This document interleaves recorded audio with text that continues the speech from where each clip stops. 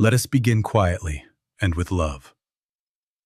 We are not here tonight to repair a personality, nor to polish an image we present to the world. We are not even here to teach the mind new tricks.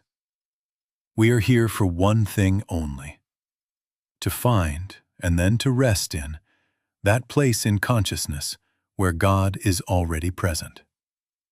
Right there, without strain, without merit, without a single argument, life begins to be what it truly is: held, governed, and safe. Now I must say to you, and I say it with the weight of experience, it isn't your wrong thinking that is getting you in trouble. No. Anxiety does not endure because you have failed some exam in mental arithmetic.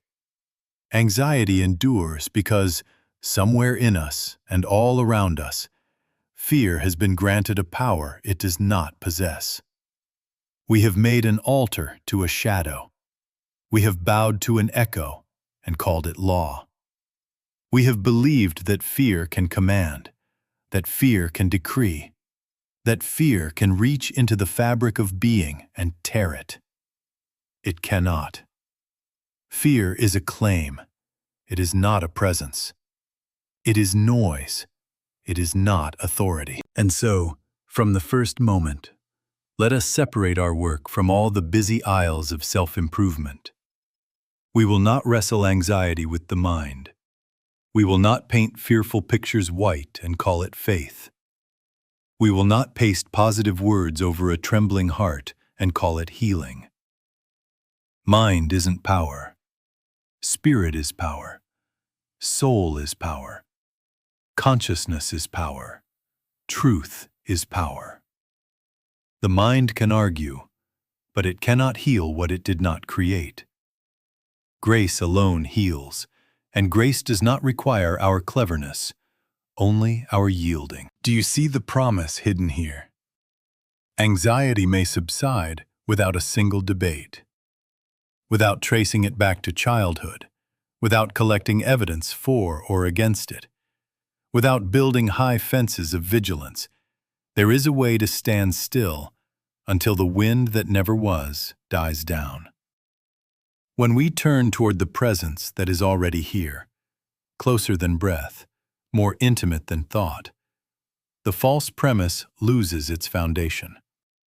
The very ground upon which anxiety strutted dissolves, and what remains is quiet. It is an aliveness. It is assurance that does not explain itself, because it is itself the explanation. Our practice, then, will be simple and exact. First, we will name fear, but we will not own it. We will recognize it as an impersonal claim, a universal suggestion, the old world belief in self-preservation whispering through the corridors of time. Then we will cease all mental carpentry. We will let thinking come to its honest limit and stop. When thinking stops, real power begins. In that silence, not passive but awake, the presence announces itself. And where the presence is realized, there is no fear, for there is no place for fear to stand. This is the foundation. To question the supposed power of fear, and to turn, deliberately and tenderly, to the presence. From here our work proceeds, not by tightening our grip, but by loosening it, until grace, not effort, is the life we live. Now let us look straight at the arena, where most of us have fought our longest, bloodiest battles: mind and its bright ideas. I say to you, after my years of work, it is not your cleverness that will save you, nor your catalogue of arguments, nor your positive phrases polished like silver spoons. Mind isn't power. Thought isn't power. Spirit is power. Soul is power. Consciousness is power. Truth is power. The mind may arrange, it cannot create the ground of being. It may label fear, it cannot dissolve what it did not originate. Why does anxiety feel so personal? because it speaks in the first person. I am afraid. I might lose. I can't bear this. And hearing that tiny pronoun, we consent to the masquerade. We believe the voice. We take the costume for the actor. And immediately the burden is nailed to our own name. But hear this.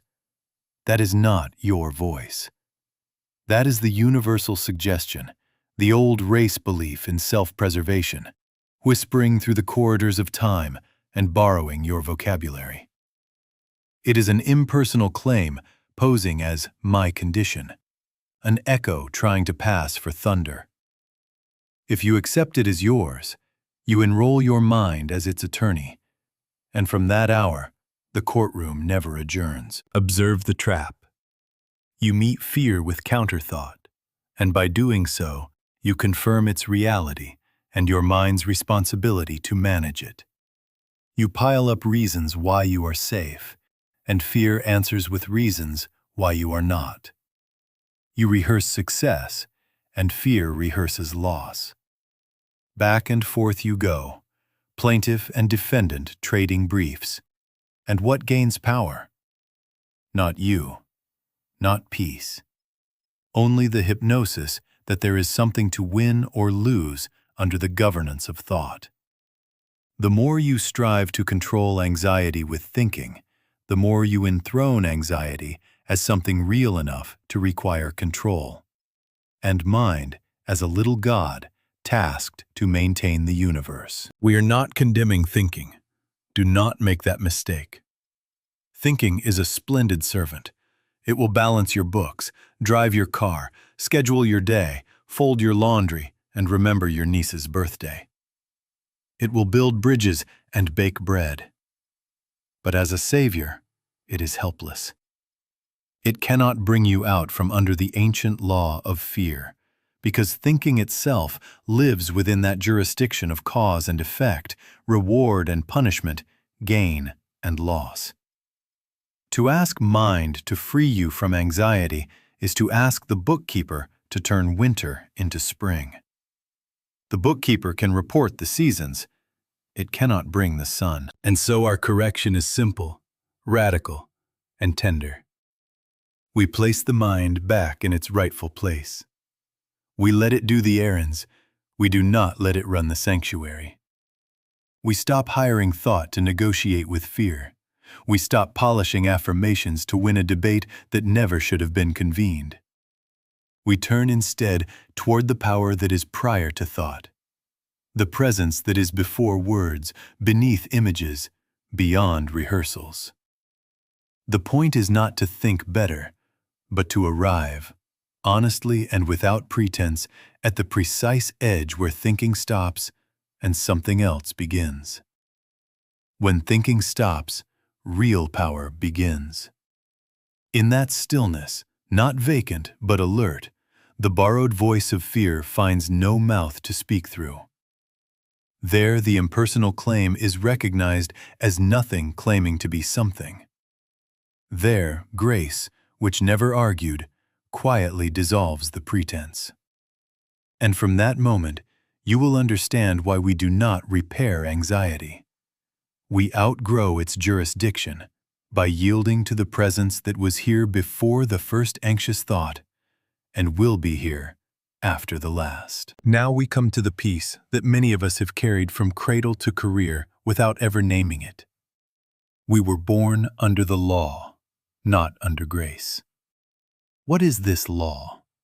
It is the universe of cause and effect as interpreted by fear. If I do everything right, I will be safe. If I slip, I must pay. If I anticipate every danger, manage every impression, keep every plate spinning, I may purchase a day's peace.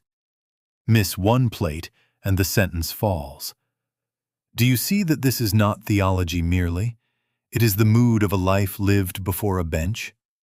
Law is the constant calculation that my well-being depends upon my performance, my vigilance, my worthiness. And anxiety is the ache of that arithmetic. Under law, the heart is always in court. Evidence is being gathered. Penalties are imagined.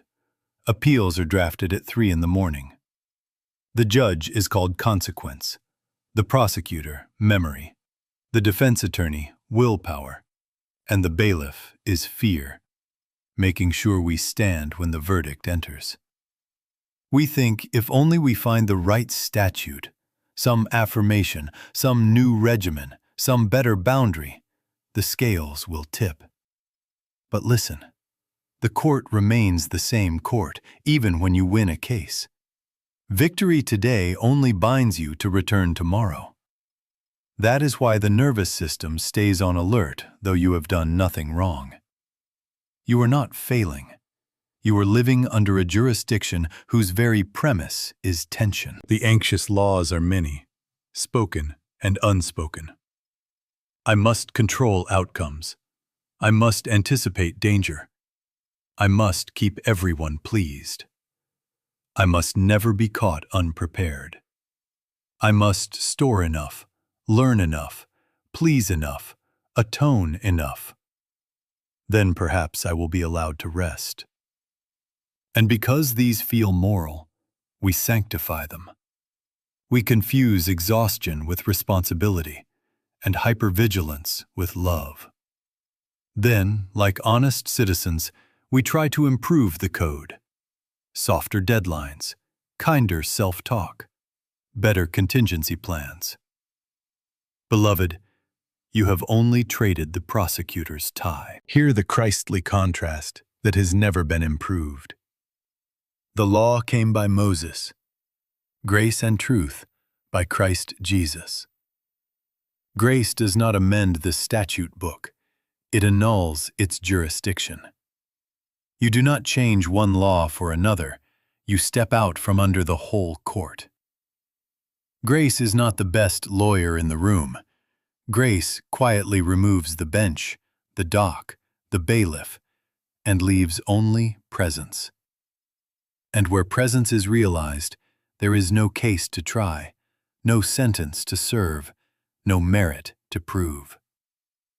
Do you see the mercy of this? You are not asked to become a more skillful defendant.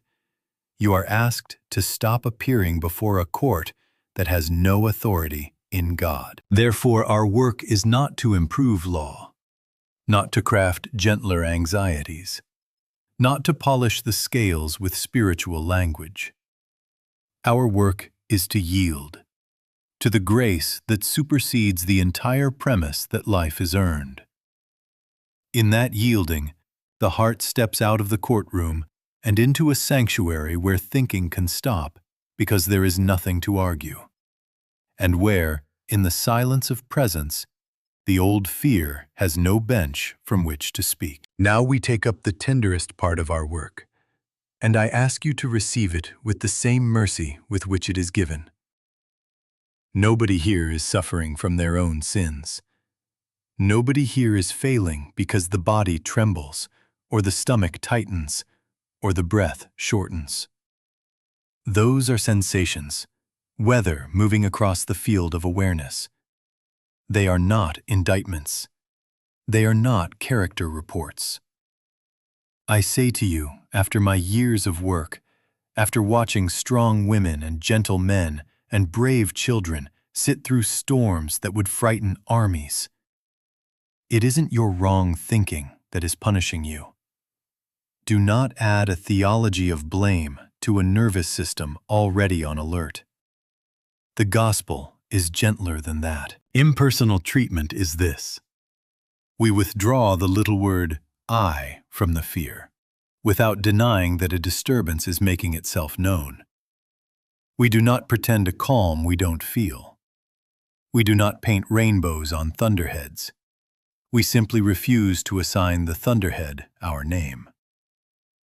Fear is a universal claim, a world belief in self-preservation that has haunted humanity's doorstep from cave to cathedral.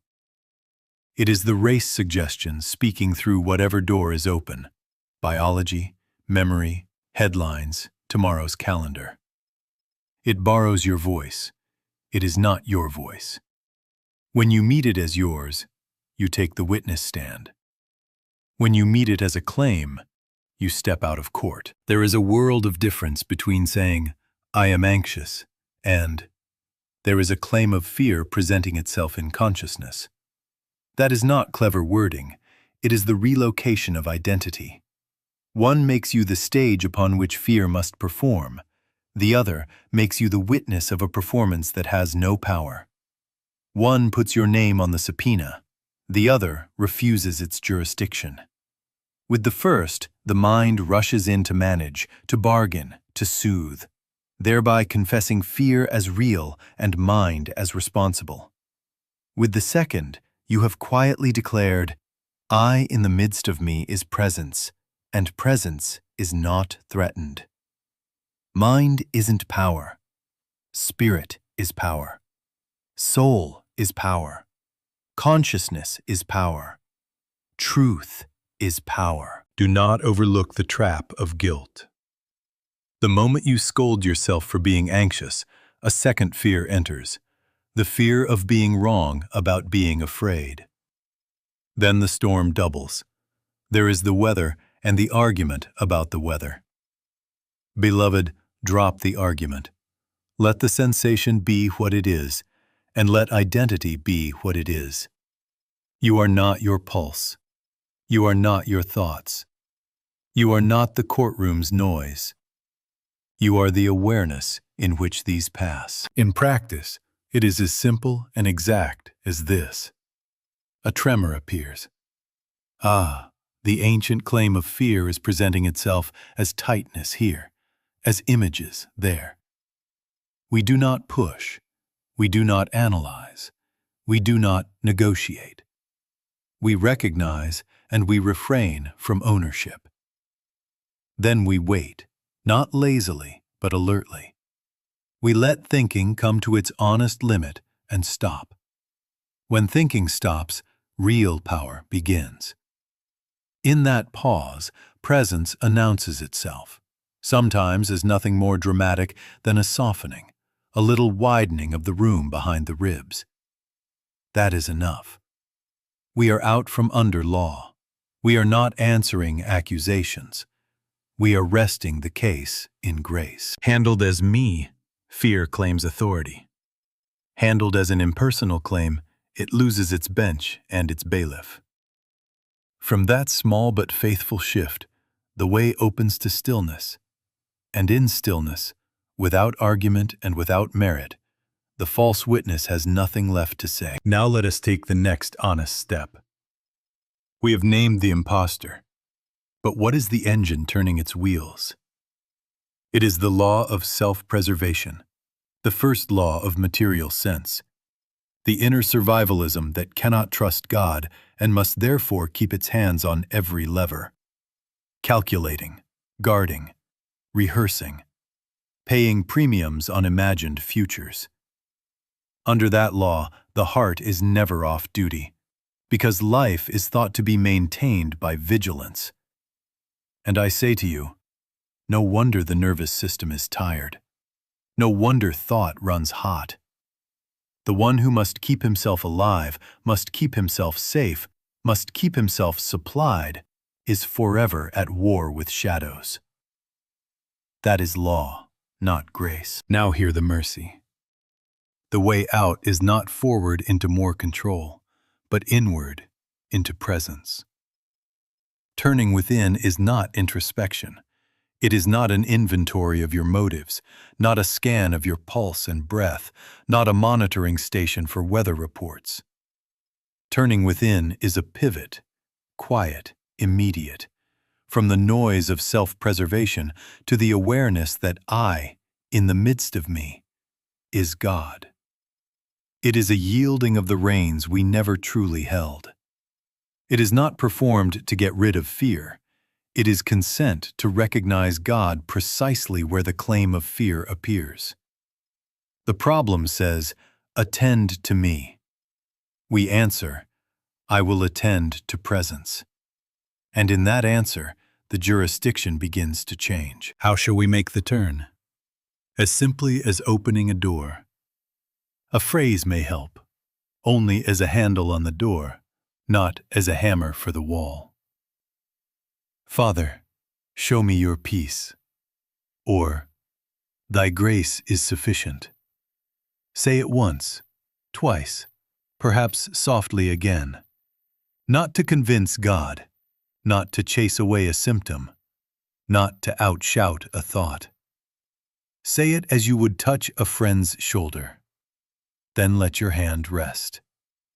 Let the words do only what words can do. Bring you to the threshold. Then be still. When thinking stops, real power begins. Set your expectation rightly. The presence does not always arrive with trumpets. More often, it is a quieting across the forehead, a warmth that has no source, an aliveness that is not excited, yet is wholly awake, a tingling stillness as if the air itself were friendly. Sometimes it is no more than a widening within, as if the room behind the ribs had taken a gentle breath. It is subtle, but unmistakably real. And in that subtle reality, the law of self-preservation loosens its grip, because it cannot operate where God is recognized as the life of you. Mind isn't power. Spirit is power. Soul is power. Consciousness is power. Truth is power. Our aim now is not to brace the mind, not to perfect technique, but to consent to grace. Turn within, not to manage, but to behold. Turn within, not to earn, but to witness. Turn within and find that the court is empty, the bench removed, and only presence remains. From here, our practice proceeds. Now, let us be very practical. If you would prove this for yourself, go off somewhere, 2 or 3 or 4 hours if possible, where you will not be interrupted. Leave your errands at the door. Silence the bell, the page, the polite impulse to check the clock. We are not running away. We are presenting ourselves before the altar of the only presence, and we are going to remain until the atmosphere changes. Not to force a change, but to abide until grace reveals itself as the only power. First, allow the anxious matter to stand plainly in view: health, money, relationship, tomorrow's calendar. Bring it as it is. Do not dramatize it and do not smother it. Let its edges be seen. You are not confessing guilt. You are placing a claim upon the counter where only truth is tender. Name it enough to be honest, not enough to recruit more fear. Here is a claim regarding the body. Here is a claim about provision. Having stated it, be still a moment and refuse the little pronoun. It is not my terror. It is the ancient suggestion presenting itself. Second, think it through until thinking exhausts itself. Let the mind do what it does. It will list contingencies, polish arguments, manufacture rehearsals. Watch it kindly. You may follow a few of its roads just far enough to see where they end. In probabilities, in wagers, never in presence. The mind can project an outcome. It cannot confer certainty. It can rehearse safety. It cannot be your safety. See this clearly and without bitterness. Mind isn't power. Spirit is power. Soul is power. Consciousness is power. Truth is power. When you see the mind's perimeter, you are at the gate. Third, say within yourself with all honesty, I can do no more with this by thought. That is not resignation, it is surrender. Resignation is a slump of despair. Surrender is a straightening in reverence. Resignation says, it is hopeless. Surrender says, thy grace is sufficient. Lay down the tools of argument as you would lay down bright toys after a good play.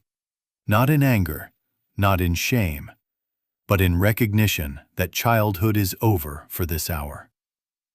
Fourth, enter the alert quiet. Not a doze, not a vacancy, but a listening stillness, a watchful peace. No arguing with fear, no chasing peace. If a phrase arises, "Father, here I am," touch it once and let it go. The purpose of words was to bring you to the threshold. Having arrived, be still. Let attention rest lightly, as if the air itself were friendly. What shall you watch for? Not fireworks, not visions. A shift of atmosphere. A sense of being upheld from within, as if the room behind the ribs had taken a gentle breath. Perhaps a soft warmth across the brow. A quiet aliveness that is not excited, yet is fully awake. A certainty that offers no reasons and needs none. You will know it as you know a familiar face, not by argument, by recognition. Set your aim rightly. We are not using silence as a lever to pry open outcomes. We do not sit to make demonstrations. We sit to consent to grace. And grace, being what it is, produces its own effects without our supervision. If relief comes in this sitting, bless it. If it waits until you rise, bless that too. Your part is yielding. The rest is God's. I say to you, after my years of work, the moment thought reaches its honest limit and yields, the activity of grace can be felt, and anxiety loses its foundation. Where there is no argument, fear has no bench. Where there is presence, there is no case. When thinking stops, real power begins. Remain there, even a few minutes, and you will find that the storm which demanded your attention has no voice in that country. And returning to your day, you will carry with you not a technique, but a realized assurance that quietly governs every hour. Now let us do this together, quietly and simply. Let one fear come forward, the one standing nearest the door. Not 10 fears, not the whole calendar. One claim at a time. Allow it to declare itself plainly. A flutter at the throat.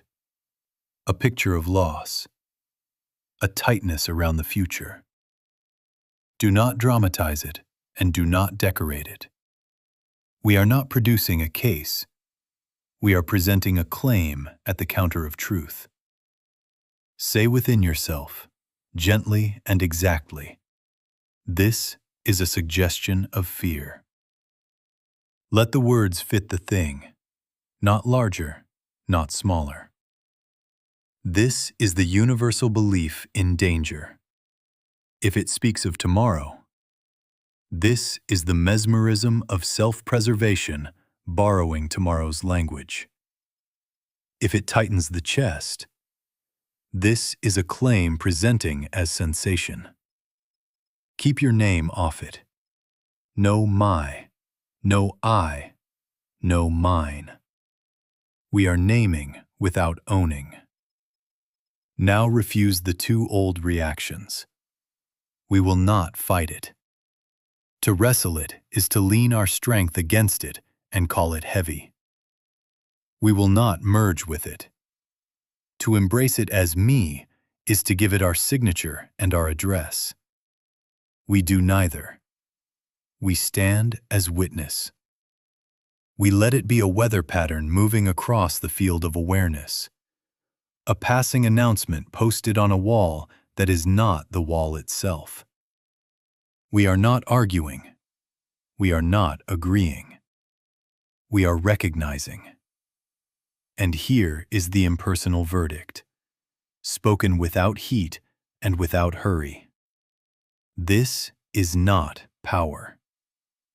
This is not law. This is not God. Let each sentence land and then be still. Again, not louder, not sterner, only true. This is not power. This is not law. This is not God. There is no court for it to plead in, no statute to uphold it, no presence behind it. It is a claim. It is not a presence. Now let words do what words can do, and then stop. No more reaching for phrases. No rummaging for the better sentence. Rest the tongue of the mind. Hold awareness lightly, as if the very air were friendly. A few breaths without management. A watchful quiet. When thinking stops, real power begins. Do not look for proof. Be present to presence. Notice what follows, often so subtly you might overlook it if you were hunting fireworks. The edge is thin. Urgency loosens. What was, "I am in danger," becomes, "a suggestion of danger is passing through." What was a fist becomes a hand opening. A little warmth across the brow, a widening behind the ribs, a hush where the bark used to be. You have not won a contest. A contest has ended. You have not produced calm. Presence has removed the bench on which fear sat. If the claim returns with another costume, receive it the same way. Name it. Decline ownership. Render the verdict. Be still. Each time, a little less hypnosis, a little more light. Not a mood you must maintain, but a reality recognized. Mind isn't power. Spirit is power. Soul is power. Consciousness is power. Truth is power. And now, without strain, as recognition, not repetition, let the heart say, "Thy grace is sufficient."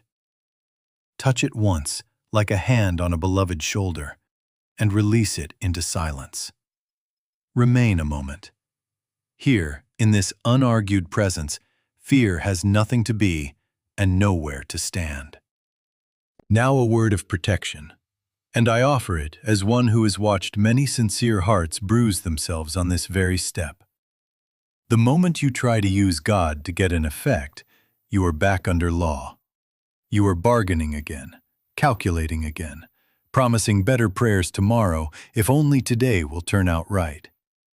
You have put the judge back on the bench and taken your seat at the defendant's table with a rosary for a brief. That is law. Grace is not a transaction. Grace is presence realized, and the fruit appears because of what God is, not because of what you engineered. There is a subtle anxiety spirituality that sounds holy while it tightens the jaw. If I do the practice correctly, I'll be safe. If I sit long enough, breathe right enough, think pure enough, I will erase this symptom, fix this meeting, charm this future. Beloved, do you see the old law of self-preservation in a cassock? The fear is still negotiating for its life, only now it is quoting scripture and lighting candles. It isn't your wrong thinking that is getting you in trouble.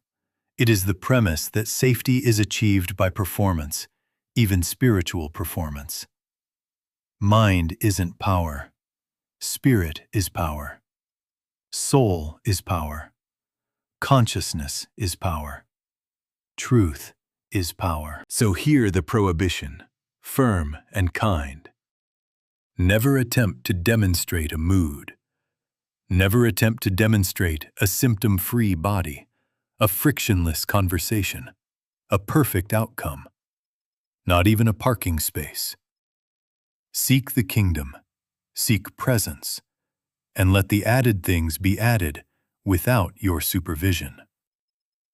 The realization of God is the only legitimate demonstration. Everything else is fruit ripening on a tree you did not plant. Allow me one wry example, and take it for the warning label it is. A student once told me he was visualizing himself as the very picture of serenity for a difficult lunch. Slow breath, soft eyes, the smile of a saint.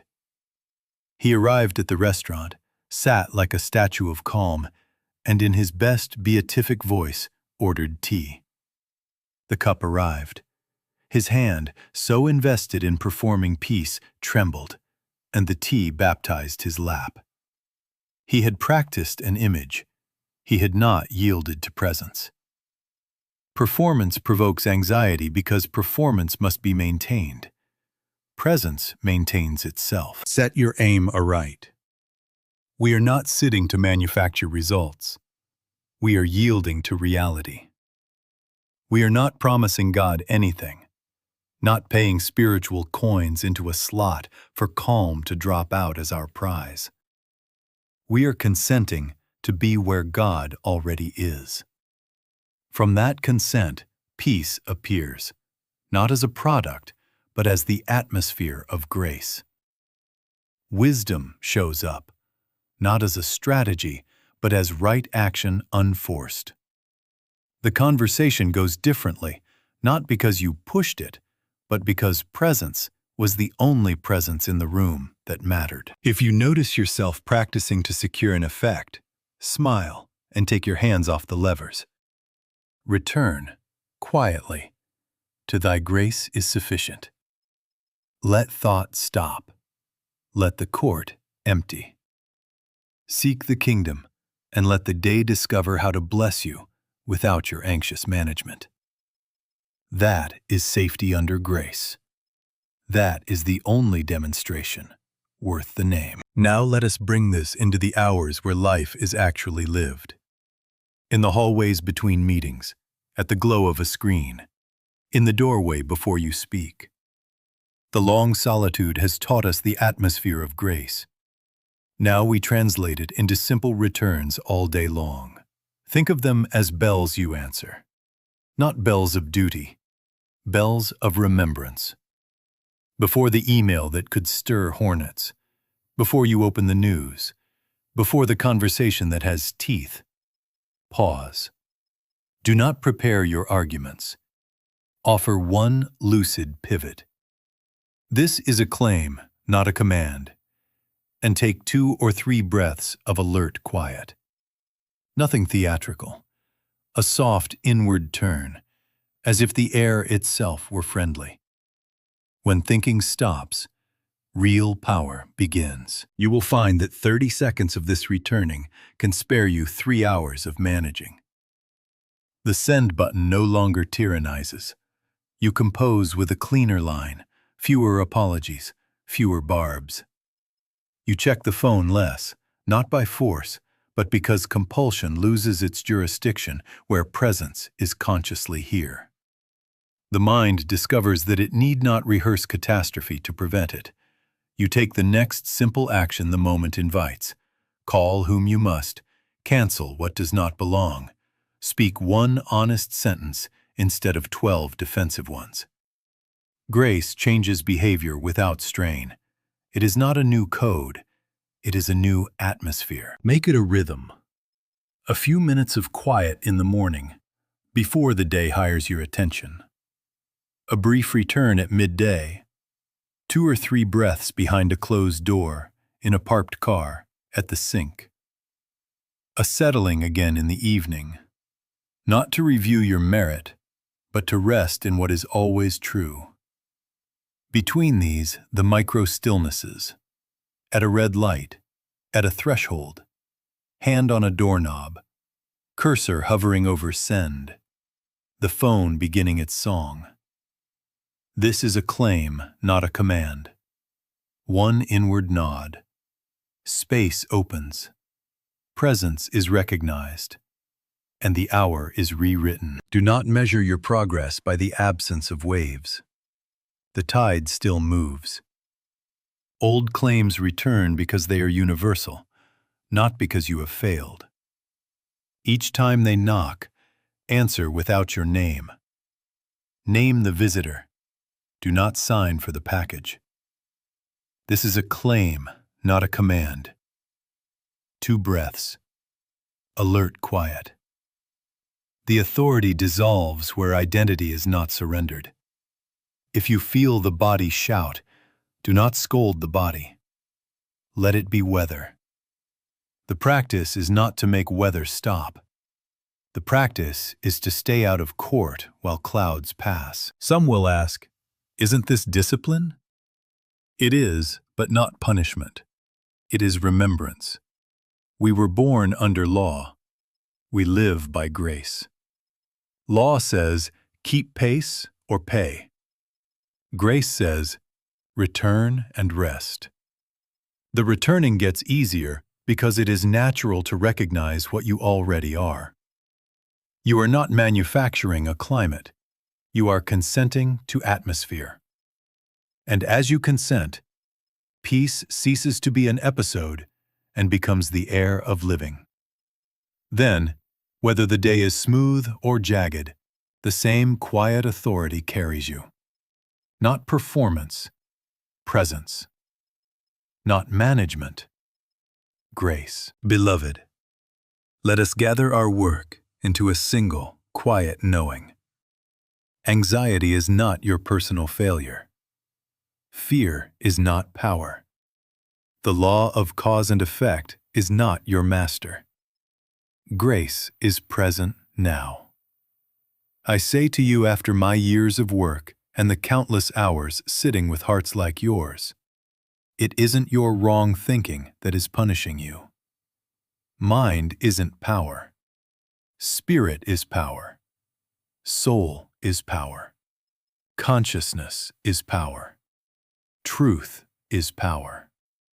The safety you have chased ahead of you in plans and proofs is not on the road at all. It is within, where presence is already the life of you. And so our consent is simple. We do not shrink from life. We meet life from another jurisdiction. We do not perfect argument. We cease argument. We do not bargain with conditions. We withdraw our allegiance from the court that would try us. When thinking stops, real power begins. Then the bench is gone, the prosecution is silence, and only God's government remains. The law came by Moses, grace and truth by Christ Jesus. You do not exchange one statute for a gentler statute. You step out from under the entire code and stand where grace alone is presence, and presence alone is power. A word to those who carry others in their arms and on their calendars. Parents rocking a fevered child. Daughters visiting hospital rooms. Sons filling out forms. Caregivers measuring medicines. Teachers with a room of bright noise. You are not alone in those hours that seem too crowded for God. Presence meets you where you are, not where you imagine a saint would be. A single inward nod behind the eyelids in a corridor. One breath at a red light. One quiet, "Thy grace is sufficient," while the kettle sings. This is not neglect of duty. This is entrance into the only power that can bless the duty. You are upheld by an arm that neither slumbers nor shifts with circumstances. Now the simple charge, and let it be the plainest instruction you carry from this hour. Do the work. Go into silence. Name the fear without owning it. Render the verdict. This is not power, not law, not God. Think the matter only to the honest limit of thought, and then let thought stop. Yield. Let grace function. Watch what becomes of the claim when there is no bench to sit on and no name to sign for the package. Seek the kingdom, not an outcome, not a mood, and let the added things be added without your management. And now a quiet word, not as exhortation, but as recognition. Peace is not something to achieve, it is something to realize. The presence that is your life is here. Underneath are the everlasting arms. We were born under law. We live by grace. May the atmosphere of this grace go with you into ordinary hours, until ordinary hours are holy by recognition. May you find, again and again, that safety is not ahead of you, but within you, and that within you is God. Amen.